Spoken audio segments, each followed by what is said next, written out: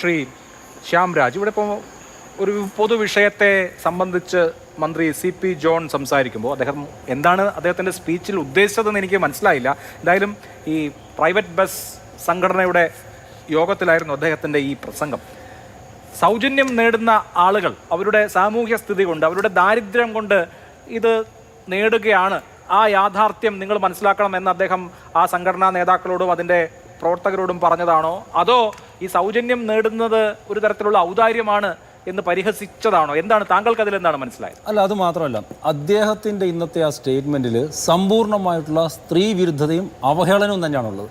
അദ്ദേഹം പറഞ്ഞെന്താണ്, ഈ പാവപ്പെട്ടവരായിട്ട് അഭിനയിക്കുകയാണെന്നാണ്.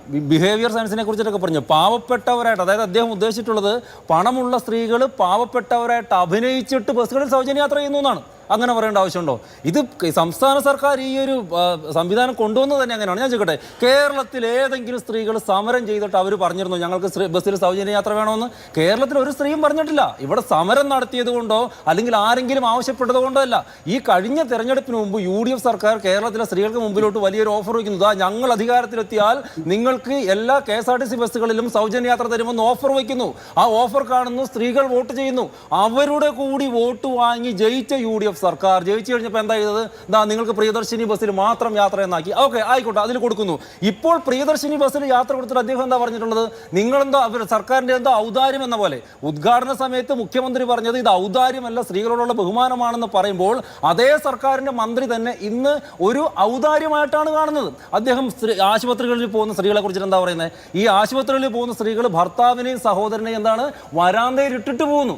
ആ എത്രമാത്രം അവഹേളനാണെന്ന് വെച്ചാൽ ഏത് സ്ത്രീയാണ്? അദ്ദേഹം പറയട്ടെ, കേരളത്തിലെ ഏത് സ്ത്രീയാണ് ഭർത്താവിനെ ആശുപത്രിയുടെ വരാന്തയിൽ ഇട്ടിട്ട് പോകുന്നത്? ഇതിലൂടെ അദ്ദേഹം പറയുന്ന ഒരു കാര്യം കൂടിയുണ്ട്. കേരളത്തിൻ്റെ ആശുപത്രികളിൽ, സർക്കാർ ആശുപത്രികളിൽ ഇപ്പോഴും വരാന്തകളിൽ ജനങ്ങൾ കിടക്കേണ്ടി വരുന്നു. ഇന്ന് കെ മുരളീധരൻ ഉത്തരം പറയട്ടെ, അതായത് UDF സർക്കാർ തന്നെ ഭരിക്കുമ്പോൾ വരാന്തകളിൽ കിടക്കേണ്ടി വരും എന്നാണ് പറയുന്നത്. ഒരു കാര്യം കൂടി ഇതിനകത്ത് അദ്ദേഹം മനസ്സിലാക്കേണ്ട ഒരു കാര്യം, ഒന്ന്, ഈ ബിഹേവിയർ ക്ലാസിനെ കുറിച്ചിട്ടാണല്ലോ CP ജോൺ പറഞ്ഞത്. ആദ്യം CP ജോൺ ബിഹേവിയർ ക്ലാസ്സിൽ പോയിരിക്കണം. ബിഹേവിയർ സയൻസിൻ്റെ ബിഹേവിയർ ക്ലാസ്സിൽ പോയിരിക്കണം. എങ്ങനെയാണ് ജനങ്ങളോട് സംസാരിക്കേണ്ടതെന്ന് പഠിക്കണം. അവരെ അവഹേളിക്കുന്നതല്ല, അവരുടെ ആത്മാഭിമാനത്തെ ഹനിക്കുന്നതല്ല, മാന്യമര്യാദയ്ക്ക് എങ്ങനെയാണ് സംസാരിക്കേണ്ടതെന്ന്, മന്ത്രി എങ്ങനെയാണ് സംസാരിക്കേണ്ടത് അദ്ദേഹം പറയണം. ഇവിടെ നോക്കൂ, ഒരു കാര്യം ആലോചിച്ച് നോക്കൂ. അദ്ദേഹം വാഹനത്തിൽ യാത്ര ചെയ്യുന്നു. ആ വാഹനമാരുടെയാണ്? ഇവിടുത്തെ സാധാരണക്കാരായിട്ടുള്ള പൗരന്റെ നികുതി പണത്തിൽ നിന്ന് ഉണ്ടാക്കിയ വാഹനമാണ്. ഞാൻ ചോദിക്കട്ടെ, ഇതിനകത്ത് ശരിക്കും ചെയ്യേണ്ടതെന്നറിയോ? കേരളത്തിലെ സ്ത്രീകൾ ഇറങ്ങിയിട്ട് ഈ മന്ത്രി യാത്ര ചെയ്യുമ്പോൾ വഴിയിൽ തടഞ്ഞു നിർത്തണം. എന്നിട്ട് വണ്ടിയിൽ കയറുന്ന അദ്ദേഹത്തോട് ചോദിക്കണം എങ്ങോട്ടായി തള്ളി കയറി പോകുന്നതെന്ന്. കാരണം ഈ പണം, ഈ പറയുന്ന പ്രിയദർശിനി ബസ്സിലെ പോലും പണം കൊടുക്കുന്നത് സൗജന്യമായിട്ടല്ലെന്നേ.